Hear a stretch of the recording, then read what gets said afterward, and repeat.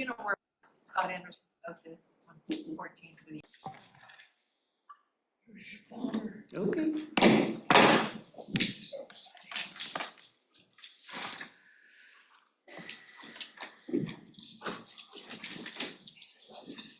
All right, we need to approve the minutes for July.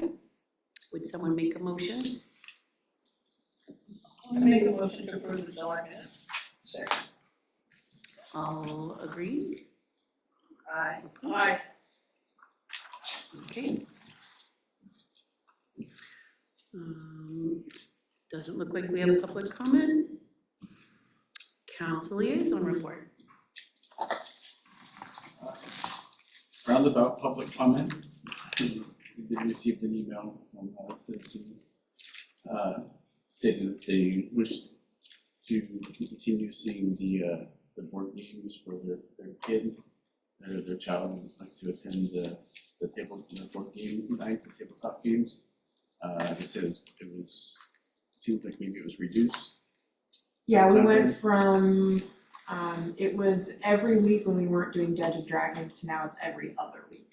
Okay, so this is like different board games besides the Dungeons and Dragons, so Yes, like yes. Sorry or. They do not do Dungeons and Dragons, they do all the other Okay. stuff. They said they really are happy that they're doing what we're doing. They like them and had more, but they still appreciate everything that's going on. So, as far as that's what I have from the council side.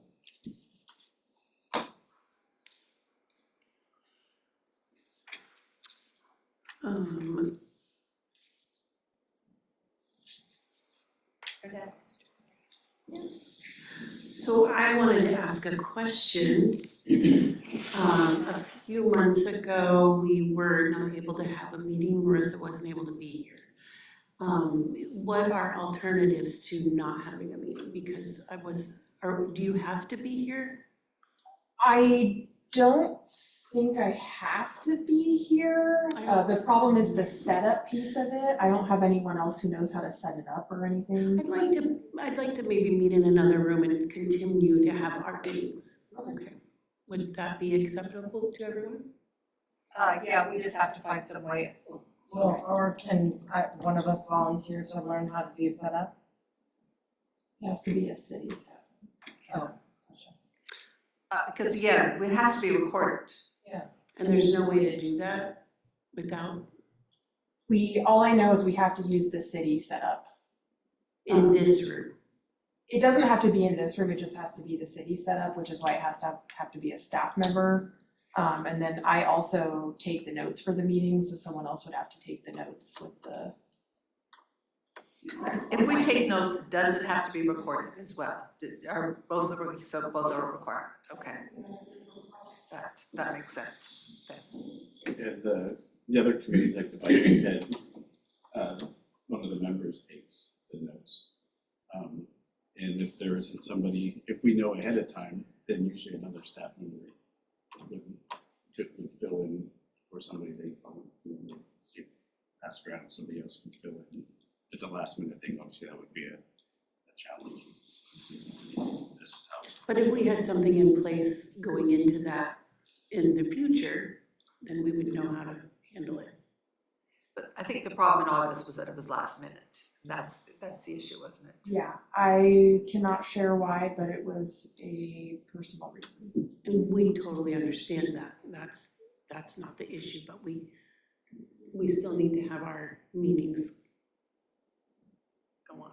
Yeah, I think that the issue in August was the fact that it was so last minute that, but yes, I think that if Marissa knew she was going to miss the November meeting and she knew 3 months in advance, we could arrange for Amber to be here to set up. So yes. That would have been my plan, but I did not know I was gonna be missing that meeting. Do we have like an official, like, just a backup, like, is she like, does somebody know that if you can't be here, that somebody else would be here, kind of thing? Generally, yeah, she's the backup person for that. The problem is we've been having staffing issues, so even that would be difficult, but it's something I could certainly plan for. And I believe at one point we tried to have a lab member do the notes, but it was too much for them? Do you remember that? I think that Kathleen brought up that the bylaws say that the city has to provide the secretary, because we talked about, because Danny wanted to say we had to come up with our own secretary, and Kathleen pulled up the bylaws and said, no, the city had to provide the note taker. So, and that's a job that is very, very difficult, and I'm sure that all the other city boards, but we're different, Paul, in that our bylaws say the city has to provide which is why making a recording makes so much more sense, because, I mean, we all know that taking notes is haphazard at best, you know. So I think that if I recall, Marissa, that when Danny was the library director, I think that you filled in for him a few times when he was gone. So yes, it's possible, but it's just that there has to be enough advance warning to Yes. do the setup, and it has to be a city employee. Okay, so now that we know.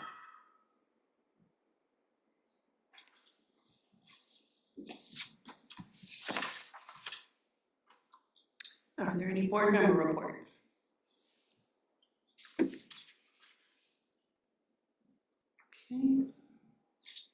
LDAC. Marissa, anything from LDAC? No, the last LDAC meeting, all they did was talk about the 4 recommendations from the library district task force, and they voted on them. That meeting did not go according to plan. It was more of just the same conversations they've had in the past. So nothing really to report from them.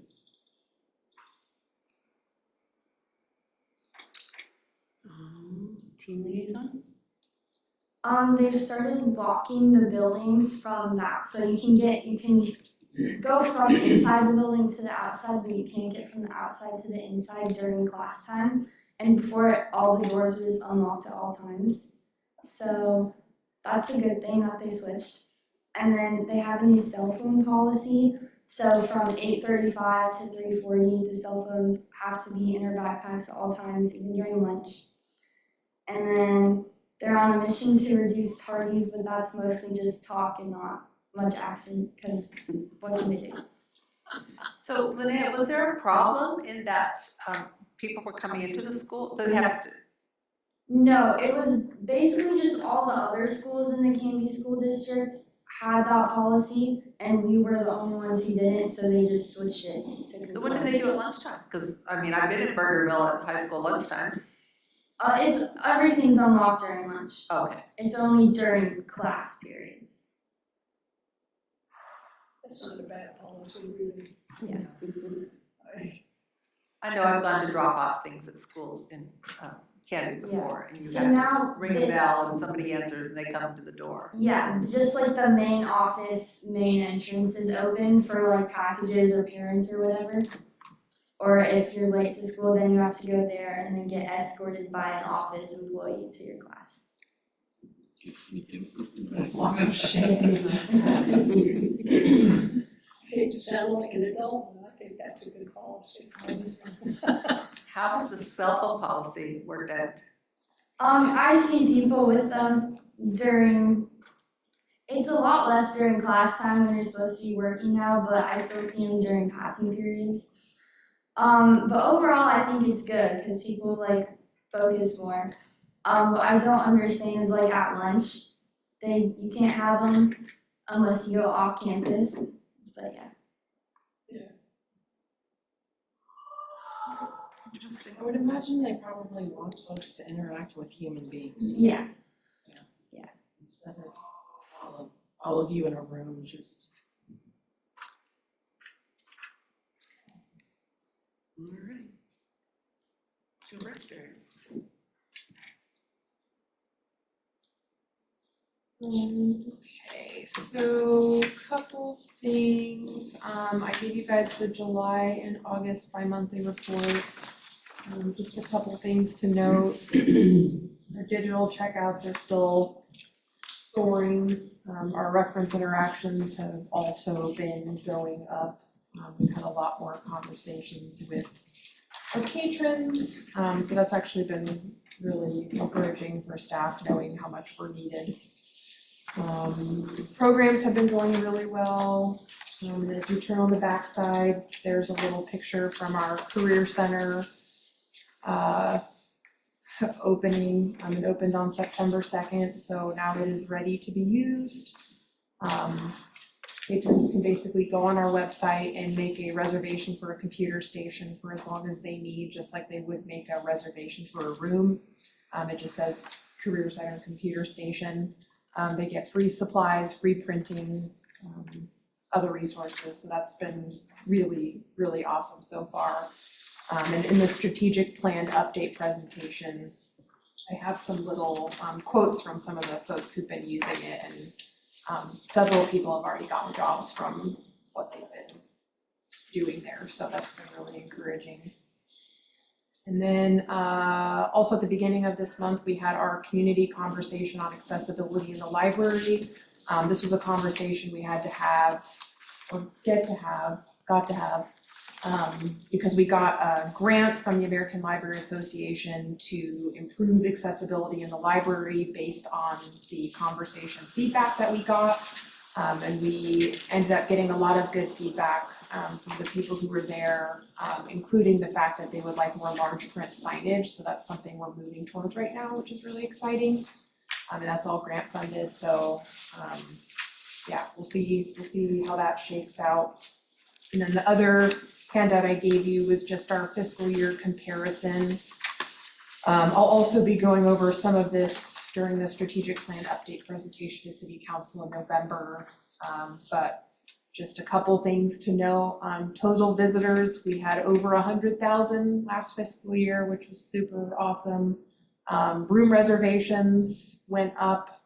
Items added to the collection went down, which is not surprising because things are costing a lot of money and generally you're getting less for increased prices.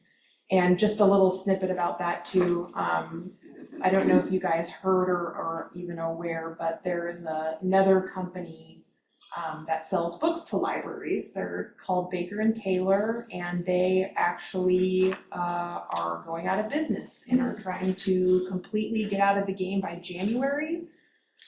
Most of the libraries in our system use Ingram, which we do, but a couple of the libraries use Baker and Taylor, so they are being impacted right now. And because Ingram does not have the capacity to take on as many people that have been with Baker and Taylor, they're currently not taking new clients while they try to figure out what to do about it. Luckily, because of other Link Libraries' relationship with Ingram, Ingram has agreed to take on the libraries that were using Baker and Taylor. However, they're only selling the books, they're not actually getting their items processed, like getting stickers and stamps and everything. So that's still an issue that they're gonna have to figure out, but it's something that will be impacting all the libraries since we've already been getting a lot of our books late, but better late than never. Holds filled went up, which was also encouraging. Digital checkouts went up a lot, almost 10,000, and we're actually having our budget meeting for our e-content next week at the directors meeting in November. So we'll see how much more money we can put into that pot while fully knowing it's gonna have to come out of a different pot. Items checked in went down. This is not surprising. We actually get a lot of items from our courier crates every morning, and so those are not included in these totals, so chances are it's not actually lower. We made a little over 1,200 new library cards. Physical checkouts went up, which is always surprising when you see digital checkouts and physical going up. Like I said, reference questions did go up pretty steadily this past fiscal year, and then our programming numbers have been really solid for what we've been able to do. So we're really encouraged by that too, and I'll go over more of that in the presentation part of this later. But that is what's going on in the library. So I have a couple comments. I love year-by-year comparisons. I think that they're awesome. Second, do you have a date for the October presentation, the November presentation? Pardon me? November 9th. And that's at 7 p.m.? Yeah, I don't know what time we'll be on yet. I'm hoping we're gonna be near the beginning, but I'll certainly let you guys know if I or when we get the agenda, I'll let you guys know. Okay, thank you. Is this something we can call into? Yeah, you should be able to, Or actually be on is it- Zoom, yeah, you can watch it on Zoom. Or should we be here? Either way, Oh, I see. yeah, and if you can't make it, that's okay too. It can be either. It'll be November 19th at 7:00. Oh, my last comment was that I did go to the garlic presentation. There was probably twice as many people there this year as there was last year, so. Love hearing about it. And that's it for me. I wanted to ask one question. The items checked in are 2,000 fewer than the items checked out.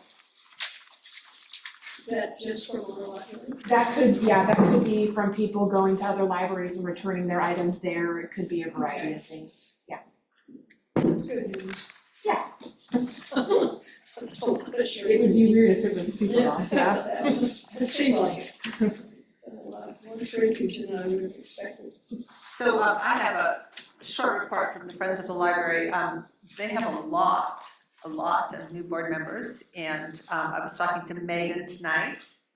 Paul knows her really well. And she was saying that one of the things that their board is asking for, since they really don't understand what the Friends does versus the Library Advisory Board, they're very interested in having a joint meeting.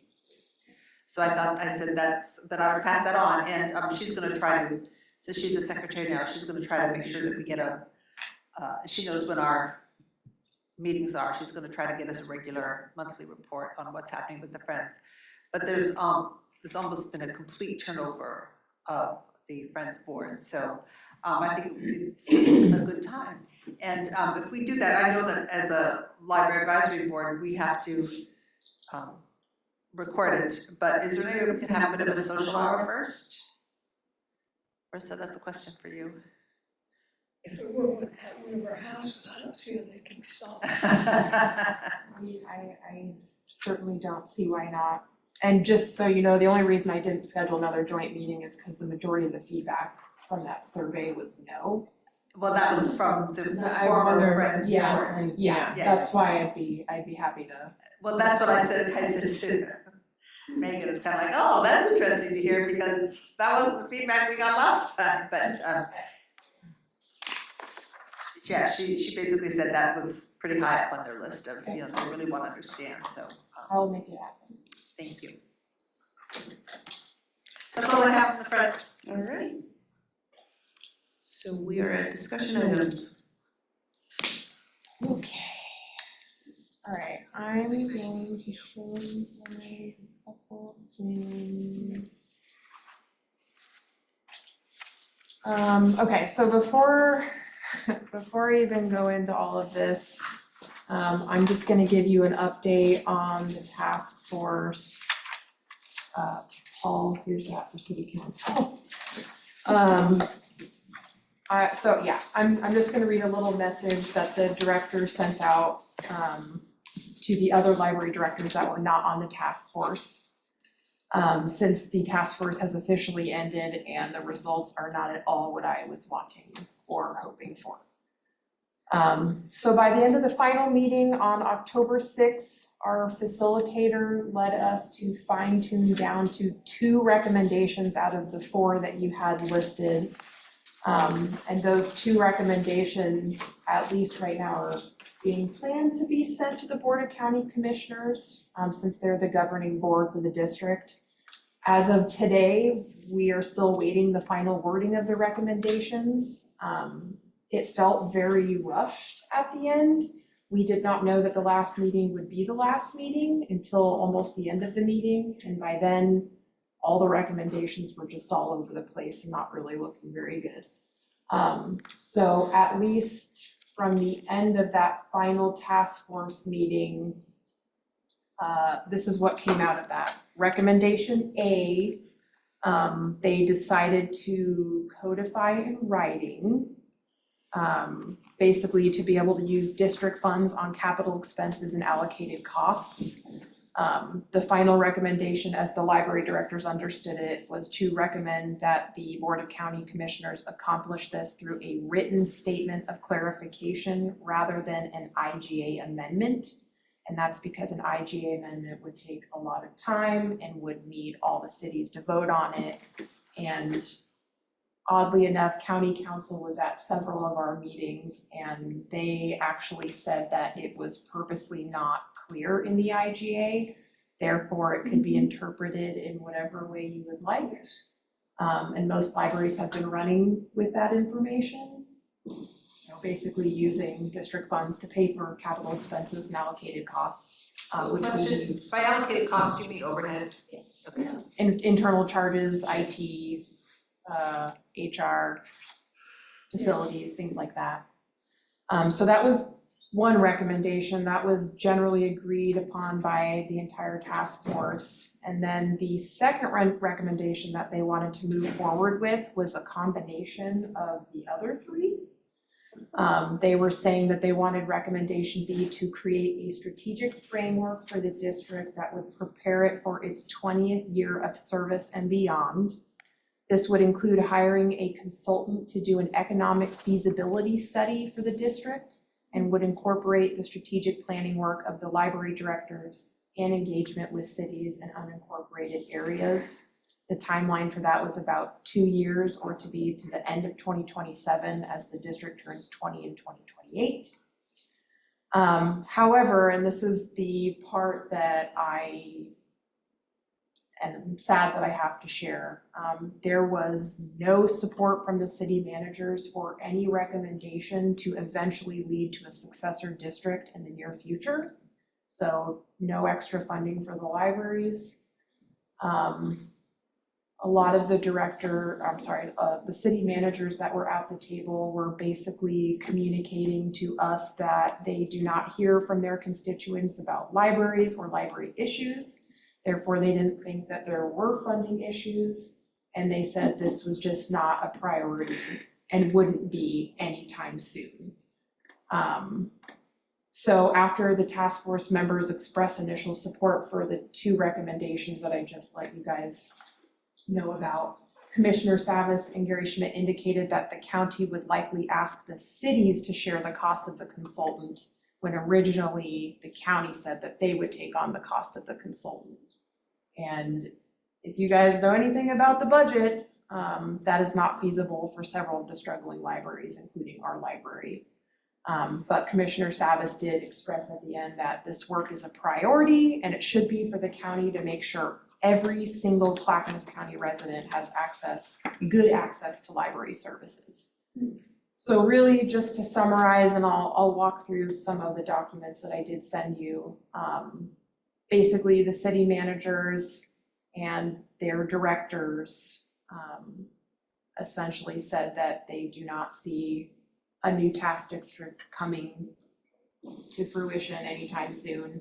And we were talking about like 3 to 6 years out, and that was not supported. So basically, once that was told to us, the task force was essentially dead in the water.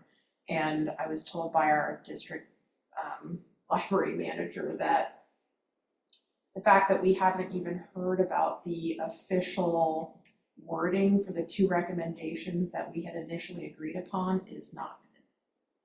Likely means that Nothing happens. Something doesn't happen. But they still expect us to provide everything. And if we wanna hire a consultant to figure something out, we can pay for it ourselves. basically that, and I had a lot of people warning me that the task force was gonna be a lot of work and would likely go nowhere, but I had a lot of hope. And I put a lot of time and effort into what I presented there and how I communicated and what I communicated. So for it to end this way, I'm down, a little down. Especially hearing that every single city manager was on the same page and did not support a new successor district. And what seemed really apparent to me was that the libraries that have the funding they need, who have gone fine-free, and the libraries that don't and have not, there's just a really big divide, and that divide is just gonna get bigger and bigger. So it kind of just made me realize that this is not an avenue we're gonna be able to go down anytime soon. I have to put all of my effort into trying to figure out what to do for this library right now so we can stay above board and still be successful in helping provide services to this community. So I'm sad, but I'm also, I guess, not surprised since people did warn me. I just didn't think that it would end with nothing, so. Yeah, so anyway, I just wanted to show you guys again that service area map, which is on the screen right now. All the library, well, a majority of the libraries to the south and to the east, so like Canby, Malala, Estacada, Sandy Hoodland, those are all the libraries that are struggling. And it's in part due to the fact that property values are tied to how much money and budget we all receive. And so those areas generally receive less because the property values are less, so that has been a tough pill to swallow. And then one of the tables that they showed during our task force meetings that I thought would lead to something is this table that is on the screen here. So basically this is library funding per capita, and we are the second lowest, only second to Gladstone. And we do not have the second lowest population, but you can see because of our property values and because of our service area population, we generally get less per person for library funding, and that has been hurting us every single year. So I just wanted to show this to you guys because this is just something that I've known for a long time, but to actually see it on a table like that and to know that, you know, we're doing as much as we are, even being the second lowest per capita in funding. I'm really proud of the staff here and what they've been able to do. But this just shows that there's a need for us to get more funding, and if the district is not going to be the way that we do it, there's going to have to be a different way, and that's something that I'm going to have to figure out over the next couple years.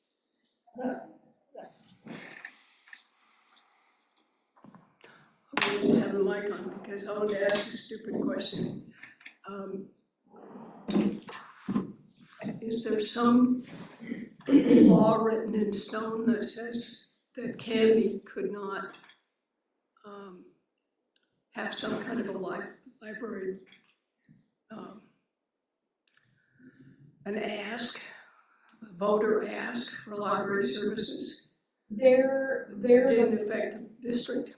There are certainly avenues we can go down, but one, we have to be very careful of double taxation, that won't happen, and two, the city managers did not support going out for more money, and that's because they did not feel like they had the political appetite to go out for a vote for this, either because they have other things on the agenda that people are gonna need to be voting for, or they just don't think it's necessary. So the way that things are right now, I don't think we would have the support for that. I'm not saying no, and it doesn't mean I haven't asked and won't continue to ask, but I don't think that we would have the support for that right now. No, probably not. At this moment in time, nobody's gonna have any takers for a new tax or a new levy of any sort, but we're not bound by swearing we won't take money from anybody but the district funds. So Yeah, I mean, the district funds were never yeah. meant to cover everything, and they don't, they really don't. That's No. why the city's general fund helps us out a little bit, but as you guys know, that amount goes down every year while our costs are going up, and it's really becoming, it's one of the reasons why my hair is falling out, honestly. It's a lot to think about and take on and try to move forward with, and I believe we will have an avenue, I just don't know what it is right now. Since I was putting a lot of time and energy into this avenue, hoping it would lead to something. So that's the library district stuff. I did just want to give you guys that update since it's not moving forward. If I do hear any updates as to those two recommendations, I'll certainly let you know. But it didn't seem like any of the libraries would be wanting to pay for a consultant to do a study that is very much necessary if we are to eventually go out for a vote for a new district. So yeah, I'm sorry I don't have better news. Me and the other library director keep telling people like, we tried, we really, really tried. But since this route is not moving forward, we are trying to figure out other things we can do. So we will be actually presenting our link strategic plan to the city managers at a meeting very soon. Our hope is to also be presenting that plan to the Board of County Commissioners and really any other groups that would be willing to listen. Since there are several libraries that are struggling, and they're struggling right now, and their struggle will get worse. And then there are other libraries that are not struggling as bad who I think would still very much support the smaller libraries in trying to figure out what to do about funding issues. So, yeah, that's the library district task force update. I wish I had better news for you, but that's where we're at. I think we should thank you for what you've done. You worked very hard. You didn't get the result that we all wanted, but we saw what you did. Yeah, so I'll let you guys know if anything else comes from that, but that's what's going on there. And then just the other thing, I was definitely just hoping to talk to you guys about today, and I'm glad we have enough time for this. That strategic plan update presentation that I'll be giving to city council with anyone and everyone who will be here, in person or virtually. This is really gonna be our opportunity to basically just share with council and everybody, our community listening, our progress highlights from our first year of our strategic plan. Library staff have been working a lot on this plan and trying to make our strategic priorities happen. I've been working on a presentation. I was not happy enough with it to show you guys what it looks like tonight, and it's probably perfectly fine, but I'm a perfectionist, so I didn't want to show you something I wasn't proud of yet. But I did create a one-page little handout that basically has the gist of what I'm going to be communicating. So I wanted to go over this with you guys really quick, and then I wanted to basically get your feedback. If there's anything that you think is missing or anything that you would like me to talk about there, or anything like that, I just wanted to go over essentially what I'm gonna be talking about that night. And if you guys will remember that strategic plan document, it is divided into 3 priorities. Strategic priority number 1 is advancing community education and outreach. So I'll show you some of the stats there for this. And let me preface this by saying this is not all of the stats for everything we've done this past year. This is only the stats that particularly respond to these priorities. So we've done a lot more than this. This is just what we really wanted to focus on this year and make sure we did really well. So for strategic priority number 1, which involves engaging and re-engaging with everyone in the Canby service area, leveraging social media to educate our users on our processes and how best to interact with our resources, applying for and utilizing grant funding to expand services to underserved communities, and supporting workforce and career development with dedicated resources and education. Here are the stats to back some of that up so far. We did 91 outreach events and activities reaching over 4,000 participants. That has been a really fun part of our year. And even though it's been really difficult with staffing, our staff have been very excited to get out into the community and to share the resources that we have. So we were able to do a lot there. We issued 1,200 new library cards, a little over that. Our social media engagement has gone up by about 20%, 21% on Facebook and 15% on Instagram. That includes followers and people also just paying attention to the content that we're posting. This past year alone, we secured over $75,000 in grants and donations, which was very encouraging for us. We opened our grant-funded career center for job research and resume support. I'm going to be including specific stats there, so like how many people have used it, how many free printing pages and whatnot, so just know that that's coming. And then we hosted our career fair last April, connecting our community members to employment resources. And our plan from here on out for the career center, career fair is to do every other year, because the high school does the opposite years. So we're just going back and forth with the high school, which means the next career fair, which will be this coming year, 2026, that will be at the high school. Okay, so strategic priority number 2, actually, let me pause. Is there anything there that you guys don't understand or would like me to include more stats about or anything like that? And if you don't have feedback, that's fine too, I just wanted to. Okay, so I love this, however, you don't, this is like if you did a cost benefit analysis, these are the benefits, you're not addressing the cost, like how, getting $75,000 grants and donations, what's the people cost in hours of doing something? So this is all the nice positives, but you need to be presenting to the city council that there's a cost to there's a cost to keeping these people happy. So I hope it's not just all, yes, these are wonderful things, but if you want to keep the community happy, there's a cost to them. Yes, and I haven't gotten it to it yet, but I did include some of the online survey responses that talk a lot about our hours and other things. We got a lot of good feedback from folks saying all the things they like about the library, but also the things that they feel like we could improve upon, and obviously they are all tied to budget, every single one. So that will be mentioned in here, so Okay. thank you for saying that, because it's very important. Maybe just secure over Linda, your microphone. $75,000. I'm sorry. I'm a delicate thumb. With regard to the $75,000 in grants and donations, you might add a comma through the work of, through the work of staff people, staff people secured. I think it's important. I think that's the point. It's important for people to know that this doesn't happen because you guys only work 3 hours a day.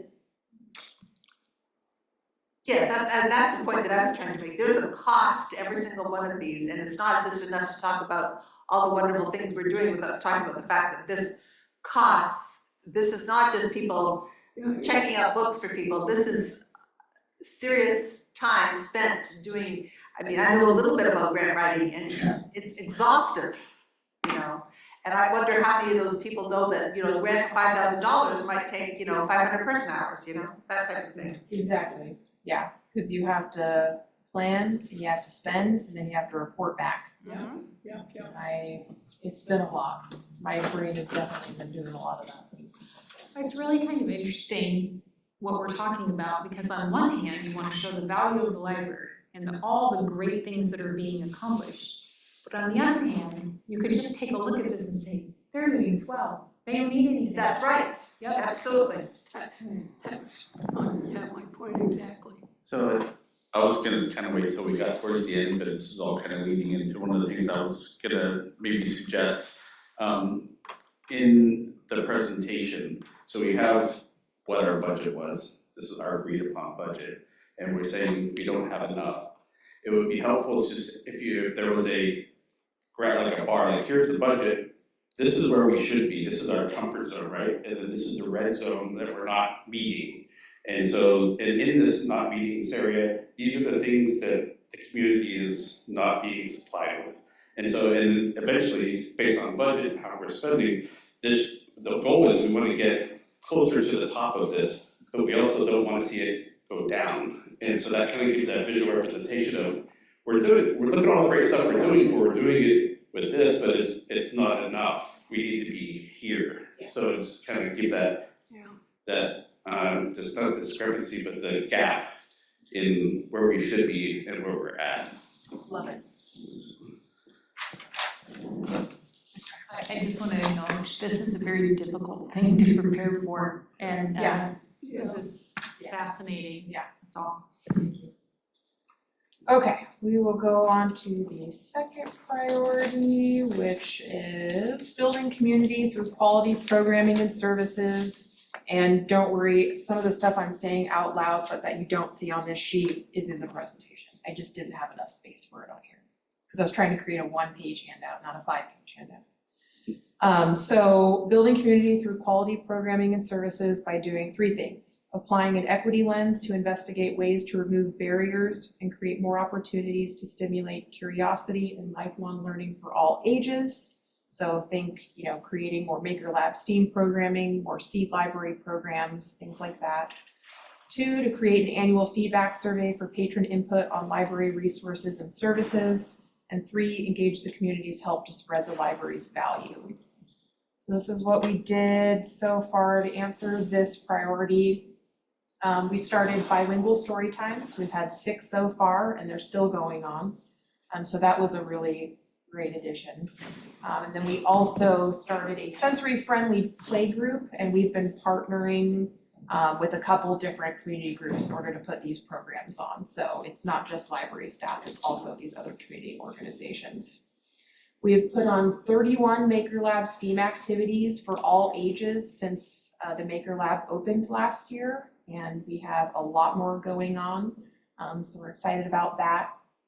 We started more monthly passive programs like scavenger hunts in the library, and that has been getting a lot of really good feedback so far from a lot of children and families and other people participating. We've done 17 so far.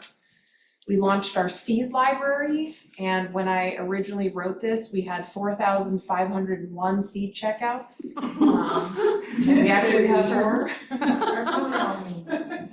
We have more now, so I'll update that number. If it gets to like 4,600, I'll update it. And 11 workshops, which have been going really well. Our library staff member, Maud, has actually been doing a lot of that work since she has a background in doing a lot of seed-related things. So she's been doing really well there.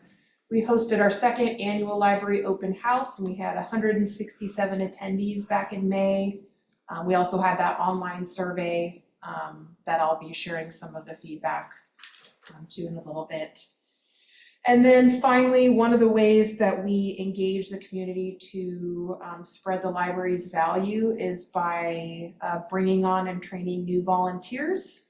They contributed about 1,800 hours last fiscal year, which is huge. They've taken over a lot of our page duties, as have the staff who've been at the reference desk. So we're very encouraged by that, and we're very thankful for all of our volunteers. It's one of the reasons why one of our staff members now is dedicated to volunteer coordination and recognition, Jennifer. So Volunteers, you should always show dollar amounts. There's some kind of a formula for volunteer hours. It's $20 or $30 an hour that it works out to. These activities, especially for children, instead of just saying we have got all these activities, I think that would to show hours that you make options available. You make so many hours options for people, for kids ages this to this, and so many hours, so that people can see, that there's 40 hours a year where I can take my kids to the library and do something for free. So it's more than just you had all. I think if you put it in terms of hours, over the past year, kids aged this to this, there were potential of 40 or 80 or whatever the number is hours that you could take your kid to the library and do stuff for free. I mean, those are, I think, much more meaningful numbers than, think about as a parent who might be on a bit of a budget. And I think that most of the city council understands the economics, what's the best way to spend scarce resources. So I think that giving people options, you don't have to pay for a babysitter, here's something you can do with your kids that is free, that type of thing. So same principle, but a bit of a different twist. other things you'd like to see or that you think would make a big difference? Could we, I didn't come and help do it, could we set up a table with some of the stuff that's been made in the makerspace? Yeah. It's so that it was there for people could see what kinds of things. were Show and going tell, on. Linda, yes, Yeah. show and tell. Well, yeah, I'm not accustomed to that age group. I think that's a great idea, thank you. Any other feedback on that second priority? We could give out some of my heads of garlic to people. Yeah, Make a meal. yeah. What you say after the seed library, 4,500 seed checkouts, 17,000 heads of lettuce returned. How long do you have for your presentation? 56,794 zucchini. Radishes. I don't have a time limit, it really honestly is gonna depend on how much is on the agenda that night. I remember when I did the library funding presentation in April, I had to zip through it because the agenda was like really stacked. So I've been trying to get on an agenda where there's not much going on, and when I originally signed up for that October date, it got too crazy, so then I went to November, and so far there's not a lot on there, so I'm hoping I'll have a good half hour. I just wish there was a way to tell the story with a video, because between the time I saw you guys last and now, I took my granddaughter to story time. And let me tell you, it was very powerful. I got to see Philip read. And I had my granddaughter, which like, she's not my daughter, she's my granddaughter. And we had a great time. And then afterwards, there were all those sensory maps that came out. And then there were little snacks for the kids in the other room. And I was like, this is amazing. Like, it's not, you think story time where you see the number, but if everyone could see the picture of the seeds turning into the zucchini, or the Maker's Lab items being made, or the sensory play, or and I just wish people could see the need. Well, let's take some pictures. Well, I do have pictures. Sure, I do have we pictures. just put up a display. They're good pictures. I'll see if I can find anything else. Honestly, I would love to show them one of our social media videos, because Steven has just been making everything so funny, and it has made our engagement just go like through. Okay, third strategic priority is improving departmental and organizational health and stability. And we want to do that by doing three things: ensuring strong working relationships with the Library Advisory Board, the Foundation, and the Friends to support our ongoing library work; to foster relationships with City Council, other city departments, and community stakeholders to support our collective work; and then finally, investing in organizational culture, staff well-being, and growth. So we did a couple things. I joined the Canby Kiwanis Foundation board a couple months ago. So I've been doing a lot more work with them, and I'm actually starting to help them out with some grant stuff as well in my free time. Yeah, it's been really fun though, so. The I really 6th Friday of every month. Yeah. Yeah. Hoping to establish another joint meeting with the Friends Foundation, Library Board, and Kiwanis. So the fact that you guys gave me that feedback today is even better. I'll make sure that happens. Did a couple community presentations to City Council and to other groups on library funding and the civic engagement presentation. We did a staffing and operations assessment to see really what staff were spending their time doing and how we could free up some of their time to do some of the things that were kind of falling by the wayside. And I'll share a little bit about that during the presentation. And then I actually started creating something called Monday Memos, where every week I send out a memo to the entire staff group, including our on-calls, about the programs that are going on, about reminders, about staff absences and other things that they need to remember doing, and those have gone over very well.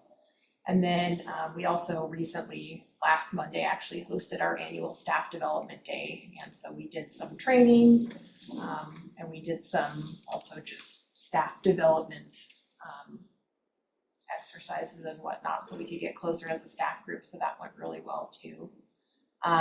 This one obviously doesn't really have numbers to it. It was more more anecdotal sorts of things, but are there other things that you guys can think of that you think would be good to include under this priority? Or things that I'm missing? I don't know if it's worthwhile to include or not, but I believe you had some, would it be higher turnover when I first joined the board? And so there could be some data that backs up how your organizational health is right now, as far as maybe staff turnover or other measures of satisfaction or improvement or struggles. I like that, thank you.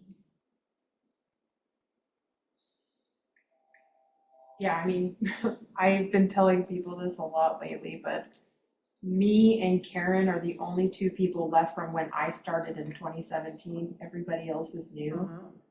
And every group I've worked with has been awesome. This group that we have now is particularly incredible. So I'm really excited to see what comes out of them. So that's a good point. Thank you. And I know that you have to be very strategic with what you focus on, but I think that the organizational health, I remember specifically that you weren't able to staff a volunteer program or expand it. I can't remember which way it was, because you were so short-staffed and concentrating on other priorities. And so to see that you now have 38 volunteers contributing all these hours is, to me, a sign of the improvement for 3, even though it's also in 2. And I know you have to be strategic about how you display it, but that impacted me when I saw it in 2, and it seems to relate to 3 also. Thank you, Jen. Any other feedback on that third priority? Okay. And then just, there's other stuff in the presentation that I'll be going over, including the things that people at our open house and our online survey said that they really appreciated about our library.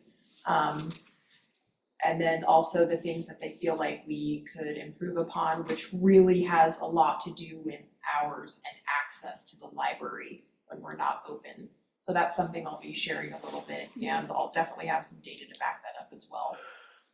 But then just the last part of the presentation, I talk a little bit about what we're going to be doing, or what we're doing right now and what we'll be doing into the future, which is expanding our Maker Lab STEAM programs, expanding our career-related programs in the Career Center, broadening our outreach efforts, especially to those with accessibility issues, continue removing access barriers, growing cross-department partnerships, which have been very important to us, working on grant applications with other community organizations, which we've started to do and has been very encouraging for me, just to see if we can work with some groups in a smarter way, and instead of doing the same thing twice, pooling our resources together and doing something even bigger and better. Another thing we'll be doing, and I'm hoping to bring to a meeting to you guys in the future, is reviewing the Oregon Library Association threshold standards. So that's the minimum standards. Most of them we meet, but some of them we're not. Large print signage for accessibility, currently working on that right now, and then continuing to look at that city council goal, which is to promote financial stability, and specifically the objective that has to do with the library, which is developing a plan to fund current and expanded library services. So that's really just a quick summary of what I'll be talking about that night, but that's really just the update for our first year of working on the strategic plan that I would say has been very successful, but it's also been, difficult trying to figure out how, like somebody said earlier, how we can communicate all the stuff we're doing and how amazing it's going and how excited our community is, but also how much we're not able to do, even though we're doing a good job in other areas. So that's really the goal. Hoping to have 30 minutes, maybe longer. It just depends on what's on that agenda, but I'll let you guys know if I hear any other updates as far as that goes. So I do have a comment on the last part, your plans for next year. 3 of those bullet points are all accessibility issues. It seems like that's either they should be together or they should, you know, Yes. so that's a little bit odd. And my other request is that since, you know, unfortunately, the task force didn't go where we hoped it to do, can we start working on the action items on our agenda that we pushed off for many, many months now? I think that's, and I also looked at the calendar and our next meeting is the night before that meeting, so I'd assume you would want to review that with us. Yes, that's definitely the plan. I want to say something encouraging. I was in a community meeting when we were talking about building a library because we were still in the asphalt, building the asphalt over where the hamburgers are served now. And a lady during the open discussion, a nice lady, put her hand up and said, "Why are we talking about this? Nobody uses a library anymore. I don't need a library." and I think it's really encouraging that we've come to the point where I don't think that question gets asked. So I think it should be congratulated, personally. We do have one thing we need to decide, the 5:30 or 6 o'clock start time. Yes. So those who have to drive and get here and stuff like that, so Paul, Jennifer, Tiffany, I mean, Lynn and I are tired, you know, we can come at 5:30 or 6, but I think other people should say, which is better? Linnea, we'll start with you, we'll put you on the spot. I mean, either works for me. Paul, 5:30 works for me. It's gonna be a more rare occasion, I think, now that I won't be able to get here by 5:30, now that the bridge is open. But I can do either one. Jennifer, I gave myself an hour to go 9.3 miles and didn't make it. So either I need to leave earlier or for the next, I mean, by next month, I won't have to be in the office on Tuesday, so I'll be fine. But tonight was not good and I apologize for that. It was also, there was a semi truck blowing bubbles out the window the whole time we were stuck in that traffic, and he cracked me up like 7 times. And I was so thankful to him. maybe he finds that less stressful than sitting cussing and swearing, you know? He had no idea how he lifted my spirits, because it was so unexpected. Tiffany, 6, I prefer 6. That's easier. Amy, I can go either direction. do we know about Zoe? Should we ask her, I can definitely text her. you know? So, I support whatever decision. I can get here whenever. no decision. I can vote for 6 o'clock, but I don't have a vote. Put up the vote. Can we take a vote? 6 o'clock, okay? If I heard one definite 6 would be better and everyone else seemed ambivalent, so I vote for 6. Yeah, Yeah. Okay, anybody, all in favor? all right, 6 o'clock. Anybody opposed? No, yes, we did it. You'll have a wonderful time doing that. And the meeting. Can I share 2 quick things? Are we? Yeah, okay. Okay, first of all, I wanted to say that I made it to the Moala Community Night Out, and they had a bookmobile there. Oh my gosh. I see that on TV. Fascinated. I asked them how much it cost, the grants they got for it, where they took it. Talk about accessibility. I was so fascinated with the bookmobile because I didn't quite understand the neighborhoods that they were taking it to and what they were accomplishing. They weren't able to articulate exactly what need it was fulfilling, but it was fascinating. I just wanted to share with you guys. I spent most of my time on that 100-degree day in that bookmobile. Then I wanted to just share a funny fun thing. So we just got back from a cruise.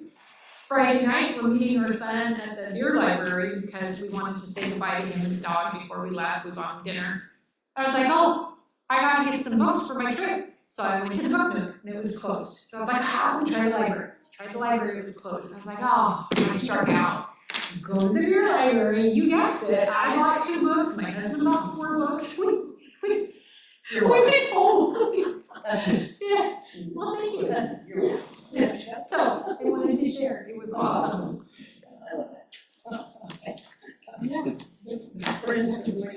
Totally shameless, we sell books anywhere. I didn't go last weekend, so I usually go, there's another gal that also does it, so it's not just me. You don't have to stop talking about, let's adjourn the meeting. Okay.